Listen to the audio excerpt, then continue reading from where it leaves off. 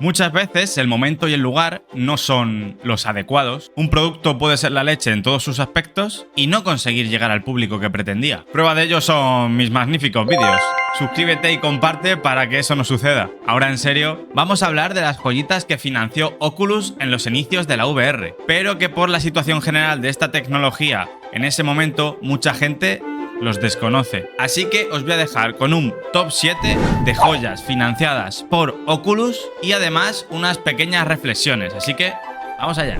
Vamos a hablar de la época en la que se creyó que soltando billetes para hacer juegos grandes sería suficiente para hacer funcionar la VR a nivel general. Estamos hablando prácticamente de cuando todo era campo, más aún, cuando Oculus financiaba completamente a las compañías con tal de que saliesen juegos en su plataforma, pero juegos con un alto coste o lo más parecido a un AAA conocido. Creyeron en un principio que si intentaban hacer juegos llamativos en cuanto a gráficos, o que se asemejase a lo del mercado tradicional, la gente vería lo increíble que tiene la VR para ofrecerles. Pero la barrera principal no eran los juegos, aunque por esa época eran aún más escasos, y es que, aunque vamos a hablar de los llamados AAA de la época, de inicios de la VR, todo lo que rodeaba a estos juegos era en su mayoría muchísimo más experimental de lo que es hoy día. Y aunque ahora creamos que no hay tantos juegos AAA por parte de Oculus, creo que es una falsa sensación, y en parte es dado al hecho de que pasara de PC a un dispositivo móvil, y asimilamos el hecho de unos gráficos peores a un juego peor,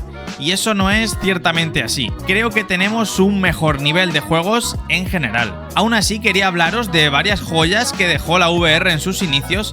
Seguramente me esté dejando más de una, pero tampoco quería hacer una lista enorme y quería hablaros de los que conozco de forma más personal. En principio deberían ser bastante conocidos, aunque como digo, había una barrera bastante grande en esa época y es posible que mucho público nuevo no tenga ni idea de estos títulos hoy día. También hay otra barrera, y es que muchos de estos juegos no eran ni traducidos al español y estaban directamente en inglés. Además de eso, necesitábamos un PC de gama alta en ese instante, lo cual ya limita mucho más aún las posibilidades. También necesitaríamos un visor, que sería como mínimo de 500 euros si hablamos de Rift S, pero si retrocedemos un poquito más nos vamos a precios aún más altos, y además complicamos las cosas, ya que necesitaríamos más cables, poner estaciones en la habitación para que detectasen los mandos, por lo que las trabas para esa tecnología serían aún demasiadas. Hoy día, con encender nuestro visor, da igual dónde, podemos jugar hasta conectados a nuestro PC de manera totalmente libre, solo usando el propio dispositivo, además de olvidarnos del uso de cables. Esto simplifica muchísimo el proceso y, hablo por mí, me hizo engancharme mucho más a la realidad virtual, ya que quita la pereza esa que me daba tener que preparar todo para poder usarlas. Ahora es encender y jugar. De hecho, cuando tuve Rift S, la tecnología me flipó y lo recomendaba a todo el mundo para probarlo, pero me era difícil recomendar comprarlo, ya que, como digo, tenía muchas limitaciones. Es más, yo mismo dejé abandonado el visor muchos meses, hasta la salida de Quest 2, que fue la que solucionó esos problemas de pereza que me daba Rift S. Vamos a comenzar a hablar de este top de joyitas financiadas por Oculus. Y vamos a empezar por Defector, de Twisted Pixel. Esta compañía tiene varios juegos en el catálogo de Oculus, y este juego nos pone en la piel de un espía al más puro estilo Misión Imposible. Debemos ir resolviendo las situaciones que nos van aconteciendo con unos gráficos un poquito cartoon, que no se ven nada mal. He de decir que el juego está en inglés y no tiene gran duración, pero es un estilo de juego que no se ve muy a menudo y que a día de hoy, y con unas mecánicas algo más actualizadas, podría molar muchísimo más. Así que si te llaman los juegos de acción y no conocías Defector, te animo a que le eches un vistazo.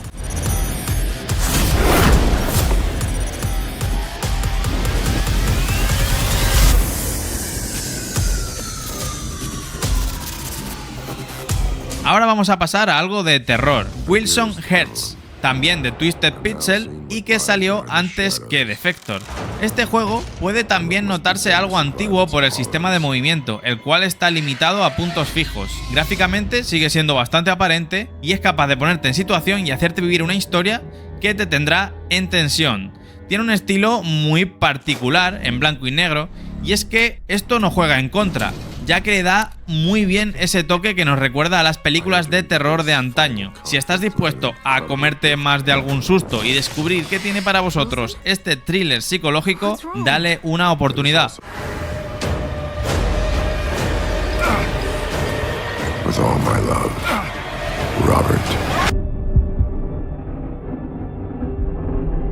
Pasamos ahora a un par de juegos en tercera persona, pero que me parecen espectaculares para disfrutar en VR. Primero vamos a hablar de Edge of Nowhere, de una compañía que todos deberíamos conocer, llamada Insomniac, la cual compró Sony y espero que aproveche para lanzar algún título VR en el futuro, porque no se les da nada mal. Luego hablaremos también de otro juego que hicieron ellos más adelante. Como decía, Edge of Nowhere es un juego en tercera persona que se juega con mando tradicional. También está en español y podríamos decir que es un juego de acción y plataformas, con una temática oscura sin llegar del todo a ser de terror. Con una historia interesante en la que tras un accidente caeremos en una isla en la que tenemos que descubrir qué leches pasa y conseguir huir de ella. El gameplay tenso en ciertas ocasiones de la aventura se puede asemejar un poco a Tomb Raider o Uncharted. Respecto a la duración, tampoco se extenderá más allá de 5 horas, como los anteriores que os he comentado antes. Pero se disfruta mucho y yo recuerdo pegar algún que otro sobresalto en alguna escena. Muy recomendado sin ninguna duda. Y ahora, como decía, vamos a hablar de otro título en tercera persona. También se maneja con mando y este salió una segunda parte en el mercado tradicional y más adelante remasterizaron otra versión de esta VR a monitor. El juego del que os hablo es Chronos, de Gunfire Games. Podríamos decir que es el Dark Souls de la VR, es un RPG de acción con enemigos y espadas, también está en español y su duración es el doble de los juegos anteriores que os comenté, unas 10 horas. Nos pone en unos escenarios fantásticos y muy bonitos de ver, y en cuanto a la dificultad tampoco es un juego para nada fácil, y además tenemos una campaña interesante con su historia que descubrir.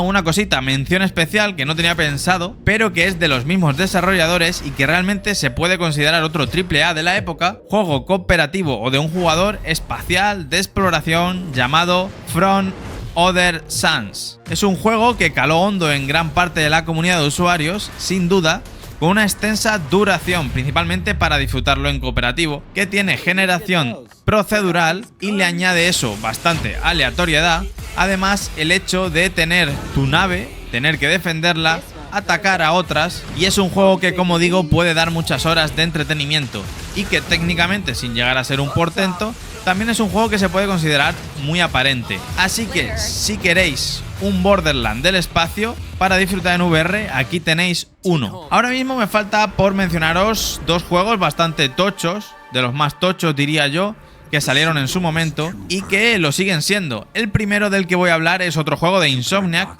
Stormland. Es un juego de unas dimensiones enormes y muy ambicioso, por desgracia está en inglés, y que es posible disfrutarlo de forma cooperativa. Este juego visualmente es muy potente. Se supone que somos un robot en un planeta alienígena y otro ejército robótico ha invadido esta civilización. Podríamos decir que es un juego de mundo abierto y exploración. Pasada la primera hora de juego, después de que nos vaya poniendo en contexto sobre la historia y enseñando cómo funciona todo, nuestro personaje tendrá mejoras, podremos coger diferentes armas, mejoras de nivel.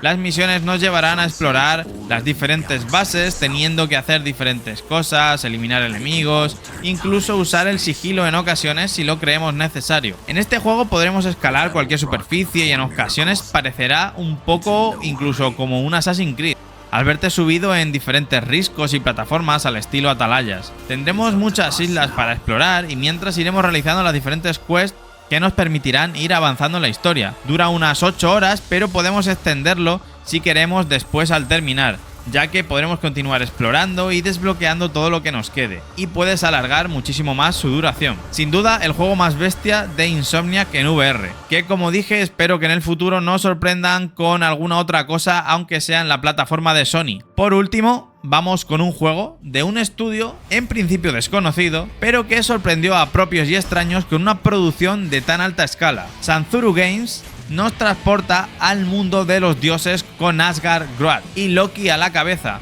Es un juego de mazmorras y RPG, enemigos, espadas e increíbles paisajes, y es que no deja indiferente visualmente, porque es una bestia técnica, y la duración del título no se queda corta, ya que solo la historia principal podemos estar hablando de más de 20 horas, y completar el juego nos puede llevar fácilmente el doble. Este juego también está en español, con doblaje incluso, que añadieron mucho tiempo después. Pocos juegos de esta índole podemos encontrar incluso en el mercado tradicional. Sin duda uno de los AAA por excelencia de Oculus y posiblemente el que más haya triunfado en esta lista y del que sabemos que se aproxima la secuela. El juego principalmente estaremos al servicio de Loki para ayudarle en su cometido y esa será la premisa con la cual tendremos que explorar diferentes lugares y vencer a todo tipo de enemigos para avanzar. Mejoraremos habilidades, armas, resolveremos puzzles. Otro imprescindible de Oculus sin duda y que debes conocer. Dicho esto, y ahora hablo desde mi opinión y de lo que creo posible, todos estos juegos podrían de sobra estar hoy día en Quest. Simplemente el trabajo de las compañías optimizando, o si consiguen una rentabilidad, lo harán realidad. En unos meses tendremos Asgard-Grad 2 en Quest 2 y Quest 3 y veremos de qué es capaz este visor.